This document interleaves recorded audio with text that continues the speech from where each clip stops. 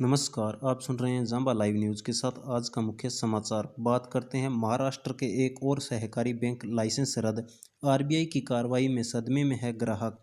उस्मानाबाद के एक सहकारी बैंक के लाइसेंस को आरबीआई ने अनियमितताओं के चलते रद्द कर दिया। आरबीआई के इस कदम से ग्राहकों के मन में चिंता का माहौल। महाराष्ट्र में एक और बैंक का लाइसेंस आरबीआई ने रद्द किया। उस्मानाबाद के इस बैंक का नाम वसंतदादा नागरी सहकारी बैंक है। इस बैंक का लाइसेंस रद्द करने की घोषणा आरबीआई ने की।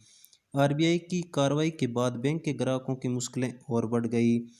मौजूदा हालात में बैंक की किसी भी प्रकार का लेन देन लाइसेंस निरस्त होने की वजह से नहीं कर सकता। ग्राहकों को अब इस बात का डर सता रहा है कि कहीं उनके पैसे यहाँ डूब तो नहीं जाएंगे। लेकिन इस बारे में बैंक की तरफ से कहा गया, जिन लोगों के 5 लाख तक की रकम है वह सुरक्षित होगी। लेकिन जिन लोगों ने उसमें ज़्यादा पैसे जमा किए हैं उनके बारे में कोई आधिकारिक सूचना नहीं है। उनके पैसे वापस मिल पाएंगे या नहीं। हालांकि इस बैंक में ज़्यादातर ग्राहकों 5 लाख से कम की राशि वाले जमा हैं। ऐसे में लोगों का पैसा डूबने का खतरा बहुत कम बताया जा रहा है।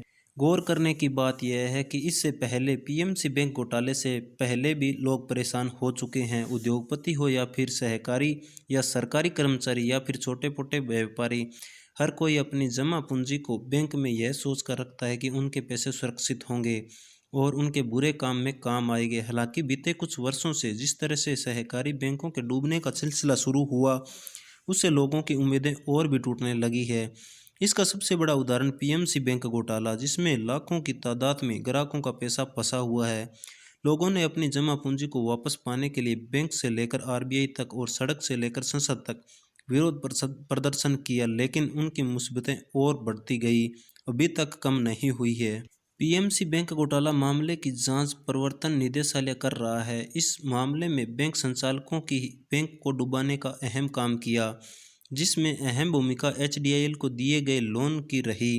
फिलहाल इस मामले में ईडी ने शिवसेना सांसद संजय राउत की पत्नी वर्षा रावत को नोटिस भेजकर दोबारा पूछताछ के लिए बुलाया। वर्षा रावत को ईडी उसके खाते में आए 55 लाख रुपए के बारे में जानकारी हासिल हुई, जिन्हें पीएमसी बैंक घोटाले मामले में गिरफ्तार किया गया। प्रवीण रावत की पत्नी माधुरी रावत को अकाउंट से भेजा गया था।